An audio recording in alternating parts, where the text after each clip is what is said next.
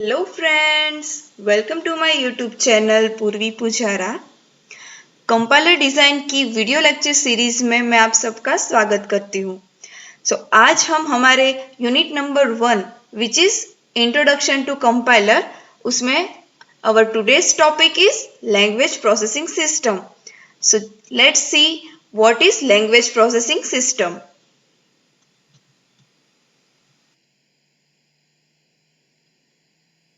आज हम देखेंगे कि ये लैंग्वेज प्रोसेसिंग सिस्टम क्या होती है। हमने प्रीवियस वीडियो में देखा था कि कंपाइलर हम क्यों यूज करते हैं, बिकॉज मशीन जो होता है, हार्डवेयर जो होता है, वो अंडरस्टैंड करता है only binary language means machine language, और human we only understand high level language, we can not understand machine language और बाइनरी लैंग्वेज। हमारे लिए वो लैंग्वेज बाइनरी लैंग्वेज में कोड करना प्रॉब्लम होगा, कॉम्प्लेक्स होगा। हम क्या करते हैं, हाई लेवल लैंग्वेज में लिखते हैं, कंपाइलर को दे देते हैं, और कंपाइलर क्या करता है, उसको कन्वर्ट करता है, ट्रांसलेट करता है इक्विवेलेंट मशीन कोड के अंदर। तो ये जो प्रोसेस होती है from high level language to machine language, तो इसमें series of steps, series of phase perform होते हैं। उसको बोलते हैं लैंग्वेज प्रोसेसिंग सिस्टम। जो हम देखते हैं कि जो भी हाई लेवल प्री प्रोसेसर है, तो preprocessor first of all क्या करता है, it will take a high level language from the user and it will convert it into pure high level language. तो ये हाई लेवल लैंग्वेज क्या होती है वो हम देखेंगे, और प्योर हाई लेवल लैंग्वेज क्या होती है वो भी देखेंगे। देन कंपाइलर क्या करता है कि प्योर हाई लेवल लैंग्वेज को लेता है और उसको कन्वर्ट करता है असेंबली लैंग्वेज में। देन असेंबलर जो होता है वो क्या करता है, ये असेंबली लैंग्वेज एज इनपुट लेता है और it will convert it into relocatable machine code. And finally जो हमारा लिंकर और लोडर होता है वो ये रिलोकेटेबल मशीन कोड को हमारे एब्सोल्यूट मशीन कोड में कन्वर्ट करते हैं। ये जो पूरी प्रोसेसिंग है, let's see in detail. First जो है वो है प्री प्रोसेसर। प्री प्रोसेसर क्या करता है, हमने आगे देखा कि प्री प्रोसेसर जो होता है वो लेता है हाई लेवल लैंग्वेज और उसको ट्रांसलेट करता है प्योर हाई लेवल लैंग्वेज में। First we need to clearly understand that what is this high level language and what is this pure high level language, दोनों में डिफरेंस क्या होता है। जो भी हम सी लैंग्वेज यूज करते हैं उसमें हम लिखते हैं हैश इंक्लूड, हैश डिफाइन, वो सारी डायरेक्टिव्स लिखते हैं। ओके, जो भी प्रोग्राम उसमें जो भी ये हैश इंक्लूड, हैश डिफाइन वाले स्टेटमेंट लिखे होंगे वो होता है हाई लेवल लैंग्वेज। और जो भी अगर प्रोग्राम में प्री प्रोसेसर क्या करता है, ये जो भी डायरेक्टिव्स होते हैं उसको रिमूव करता है और जो हमें देता है वो होता है pure high level language. Pure high level language means कि वो प्रोग्राम में ये जो हैश इंक्लूड या हैश डिफाइंड वाली जो भी डायरेक्टिव्स होगी वो नहीं होगी। तो क्या करता है प्री प्रोसेसर, वो देखते हैं कि pre processor removes all the hash include directives bye including the file called file inclusion and all the defined directives using macro expansion। हम सब देखते हैं कि जो भी हम वो प्री प्रोसेसर क्या करता है कि ये जो इंक्लूड और डिफाइंड डायरेक्टिव्स होती है उसको रिमूव कर देता है।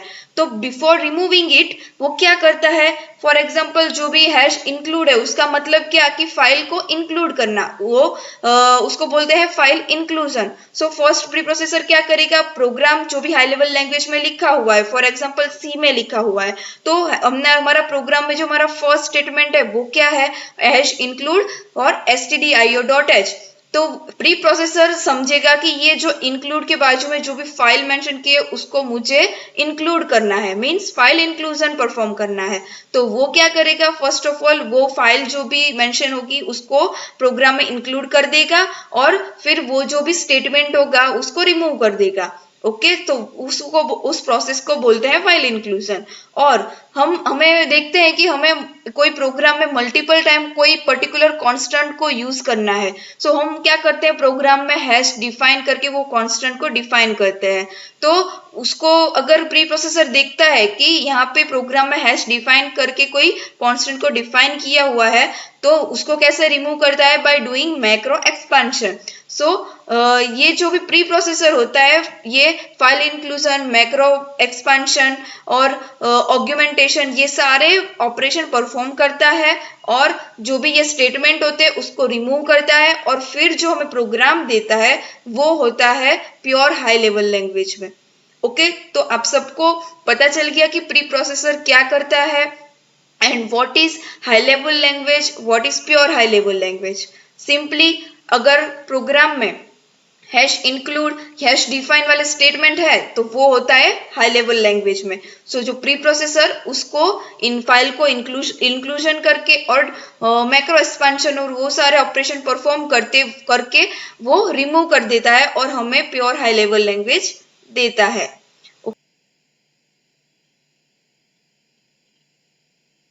अब हम देखते हैं कि व्हाट इज इंटरप्रीटर। सो हमने आगे देखा ही था कि इंटरप्रीटर होता है उसका काम सेम होता है एज अ कंपाइलर। मीन्स कि इंटरप्रीटर भी हाई लेवल लैंग्वेज को low level means machine language के अंदर कन्वर्ट करने के लिए यूज होता है। पर उसका डिफरेंस क्या होता है कि जो कंपाइलर होता है वो पूरा कोड एक साथ पढ़ता है, फिर प्रोसेस करता है और फिर एग्जीक्यूट करता है। लेकिन इंटरप्रीटर जो होता है वो लाइन बाय लाइन चेक करता है। मीन्स के जो हमारा सोर्स कोड होगा उसमें फर्स्ट लाइन जो होगी वो चेक करेगा, उसमें एरर नहीं होगी तो उसको एग्जीक्यूट करेगा। Then it will go to line number 2, उसको चेक करेगा, एरर नहीं है उसको एग्जीक्यूट करेगा। सो जो कंपाइलर होता है वो it will in one go reads the entire input or does the processing, then it will execute the source code, whereas the interpreter does the same but line by line। और जो हमारे interpreted programmes होते हैं वो usually slower होते हैं compare to compiled ones, because जो interpreted program होते हैं वो लाइन बाय लाइन चेक करते हैं तो उसमें टाइम ज्यादा लगता है। तो हमने वो भी देखा था आगे कि इंटरप्रेटर कहाँ पे यूज होता है, तो मोस्टली जो डिबगिंग वाली जो भी फैसिलिटी है वो उसमें इंटरप्रेटर ज्यादा यूज होता है। बट अगर वो हमारा कोड ज्यादा है तो हमारे लिए compiler is a good choice. So हमने देखा कि ये कंपाइलर या इंटरप्रेटर क्या करता है, जो भी प्री प्रोसेसर ने दी हुई हमारी प्योर हाई लेवल लैंग्वेज होगी उसको कन्वर्ट करता है असेंबली कोड में। ओके, सो नाउ अब टास्क आता है असेंबलर का। तो let's understand what assembler can do.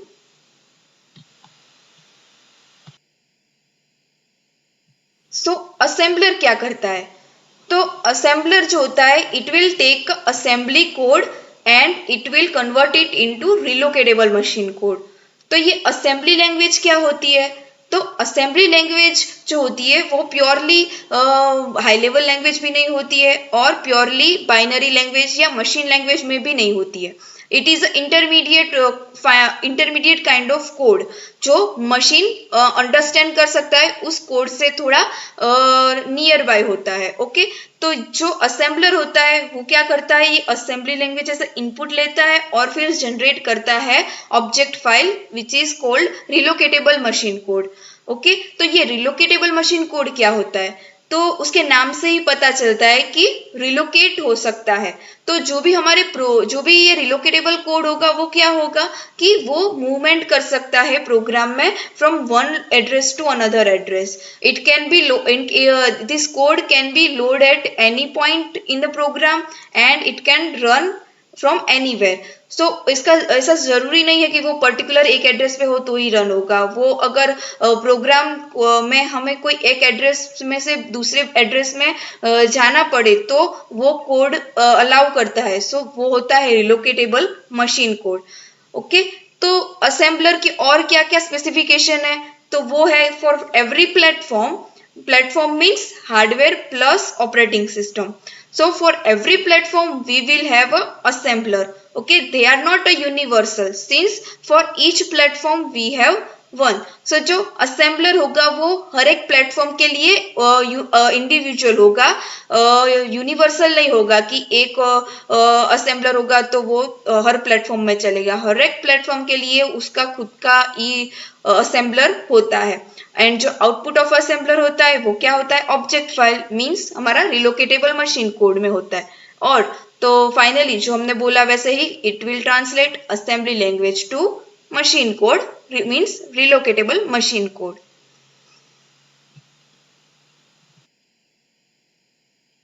So next one is linker loader. So अभी हमने क्या देखा कि हमें क्या मिला, रिलोकेटेबल मशीन कोड। सो ये रिलोकेटेबल मशीन कोड क्या होता है, वेरियस मल्टीपल ऑब्जेक्ट फाइल्स होती है।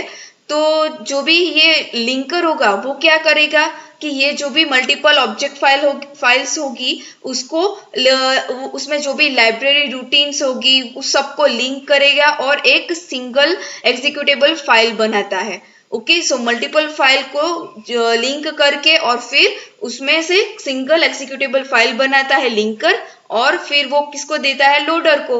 लोडर क्या करता है कि वो जो भी फाइल होगी उसको सिंगल एग्जीक्यूटेबल फाइल को मेन मेमोरी में लोड करता है और एग्जीक्यूट करता है, और फिर हमें क्या देता है, एब्सोल्यूट मशीन कोड।